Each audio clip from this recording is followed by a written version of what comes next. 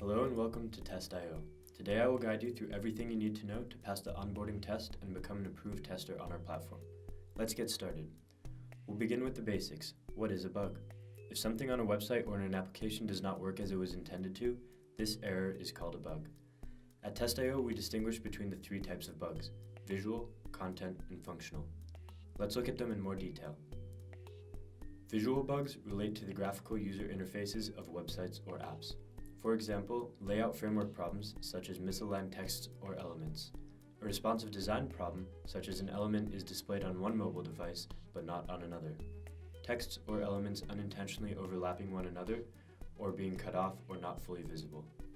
Moving on, content bugs relate to the actual content of the website or app, such as text, labels, pictures, videos, icons, links, data, and so forth. Typical content bugs are broken links or images, defective redirections in general, missing text such as an empty tooltip, missing content such as an empty content area, missing translations such as a button on an English website with French labels. Some products are missing in search results, but the search function itself works. Remember, spelling mistakes are not content bugs. Important, a content bug should be submitted as a functional bug when it occurs in a functional component of the product, in the navigation menu, the header, the footer, or a breadcrumb navigation. As for functional bugs, they are related to the functionality of a piece of software. For example, a button does not submit the form as it was intended to, the search doesn't react to user input, or the app crashes. When it comes to functional bugs, try to determine if the feature is actually broken or if it is designed this way. Think about what the customer's intentions might have been and find evidence to support your claim. In some tests, you'll have the option to submit a usability suggestion. In this case, your feedback should relate to the usability of the app or website in regards to existing features, functions, or the layout in terms of user-friendliness. An example of the usability suggestion could be link the phone number in the header to allow visitors to contact you more easily.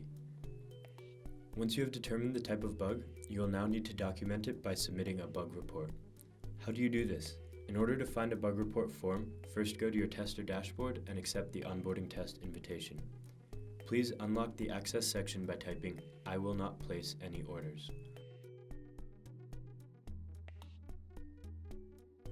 After that, read all of the test instructions carefully on the test overview page.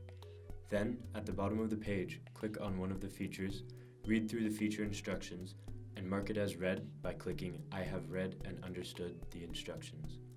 Once this is done, you will see the button to submit bugs. Now let's have a look at the bug report form. After you have chosen the bug type and severity, you will need to give your bug a title. The title should be straightforward and precise. It should contain the concerned element, the broken functionality, and the origin, in that order.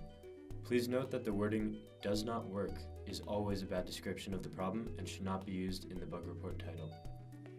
In the URL field, please enter the URL of the web page where the bug occurs. In Steps to Reproduce, you should include a detailed step-by-step guide on how the issue you are describing can be reproduced.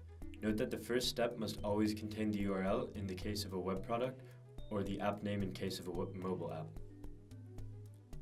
In the expected result, please enter what you as a user expect to see after having taken the steps described above. The actual result, what actually happens after following the steps, should be described as detailed as possible. Important, the expected result cannot just be the negated actual result. It should contain more details. You can ignore the tag section and move on to the attachments. At least one attachment must be uploaded for every bug report, either a screencast or a screenshot or both. Unless the issue you are describing is static, a screenshot is usually required. Every attachment should show the current date, and don't forget to include the URL. The screenshot should always have the bug highlighted, just like in the following example. As for the screencast, it should have the MP4 file format and be no longer than 60 seconds. Your clicks or taps must be visible on your screencast, and it should have no sound recorded. That is all you need to know to pass the onboarding test at Test.io. For more information, please visit our Tester Academy page. See you soon!